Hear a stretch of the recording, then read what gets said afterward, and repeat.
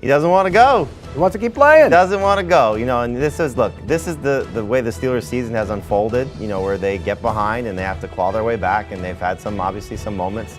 But the fact that they were able to get back into the playoffs is really, credit to Mike Tomlin, credit to Roethlisberger, this defense, Najee Harris gutting out an arm injury to come back in this game and play.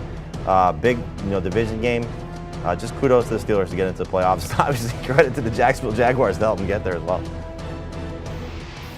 Yeah, so looking at this one, with the Colts loss, the Steelers win. Now they just need the result in the Vegas Chargers game, which, there's some conspiracy theorists out there who are saying, oh, they're going to just play for the tie in that game, which obviously is not going to happen. The result in that game will put the Steelers in. But, how big is this for Roethlisberger to get at least one more game? You know who it's big for? It's big for the Kansas City Chiefs because they're going to play them. Yeah. And you'd rather play them than maybe the Colts or the Chargers? I would think so, but, it's still a defense that has arguably the Defensive Player of the Year, guy you're going to vote for, right? TJ Watt, most likely. You have still a veteran quarterback that can make some plays. Now, they got embarrassed 2 weeks ago in Arrowhead. Right. So that clearly tells you something, and their run defense is awful all season long. But still, is that really, you look at Mike Tomlin, his success, Roethlisberger, his success? Who would you rather play? At this point, the Colts, to be honest with you, after what I saw today. Yeah, maybe. And the loss also eliminates the Ravens from playoff contention as well. So, well, they had a tough season all the way around. Injuries, no Lamar Jackson, COVID issues all year. They've had all kinds of issues. Can we please stop with the Tyler Huntley's better than Lamar Jackson? Tyler Huntley, I didn't think he was going to play well today. He had 3 turnovers in this game, did not throw the ball well. The terrible interception to Mark Andrews in the middle of the end zone. Middle of the end zone there, where he was, swallowed up by 4 guys. Huntley did well for them. The great game against the Packers, but he's not Lamar Jackson. Pay Lamar Jackson. He is a franchise quarterback. He's a difference maker. They will. So, what now for the Ravens? On top of the Jackson situation. Healthy. Is this team? Well, this is a team, look, they lost their entire secondary, so you got flaws and busts all across the back end of that defense. They need a pass rusher. Losing Judon was a big loss for them this offseason. The offensive line's got to get fixed a little bit. They lost their backs. As I was going to say, you lost what is the foundation of this team which is to run the ball. And give credit to Devontae Freeman and Latavius Murray for coming in essentially off the street because they were let go in New Orleans. But getting J.K. Dobbins back, getting Lamar Jackson back right, and maybe hopefully at an MVP level will be key. But there's still so many good pieces in place on this team when they're healthy. They're going to be, one of the scarier teams. Pittsburgh's going to go through a rebuild. Who knows what the Browns are? It's the Bengals and the Ravens, I think, in the AFC North when everybody's right for Baltimore. When you look at Pittsburgh as they move forward into the playoffs, Pete, now we have to question what's the status of Najee Harris because he got hurt in the first quarter of this game. He came back in the game. He's fine. Did manage to come back, but basically was like he running was on with one arm. But look, what are the Steelers?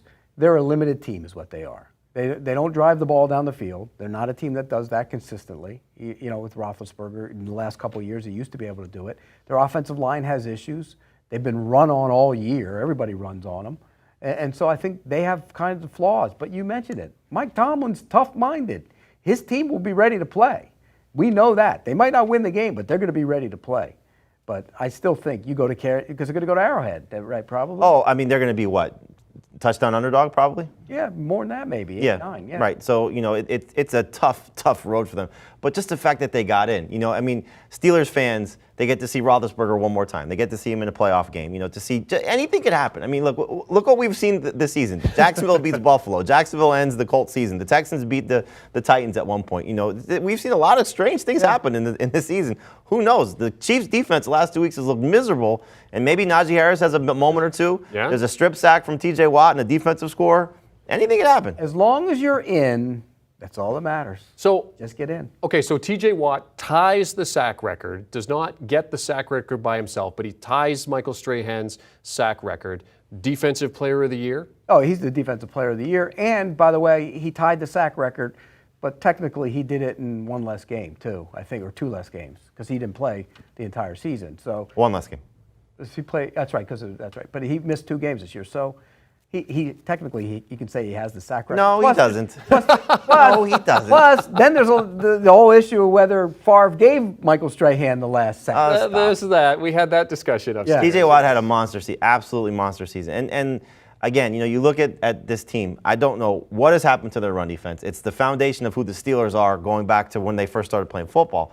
If that's the biggest flaw for them going into next season, because they got to fix the quarterback on that side of the ball. On the defense side of the ball, you got to stop the run defense because they're still going to get after the quarterback. You know that. But they also lost Tyson Alualu. They lost Tuitt, wasn't playing all. These guys have been out all year. So. But Devin Bush has been bad. Yeah, well, because they have nobody to protect them.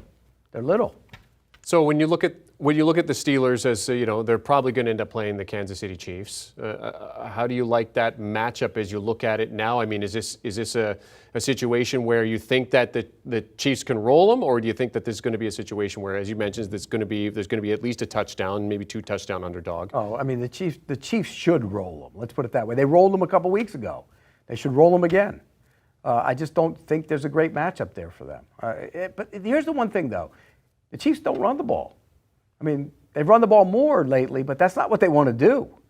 I don't care. You slide your protection over to T.J. Watt and you throw the ball down the field. The thing. But where's Tyreek Hill, though? I was just about to say, we got to see if Travis Kelce's healthy. Yeah. He had the hip injury walking off the field. Andrew Reid said he's fine, but you got to keep an eye on that. You got to keep an eye on Tyreek Hill with the heel injury, and you have Clyde Edwards-Helaire with a shoulder problem. You got Darrell Williams with a toe problem.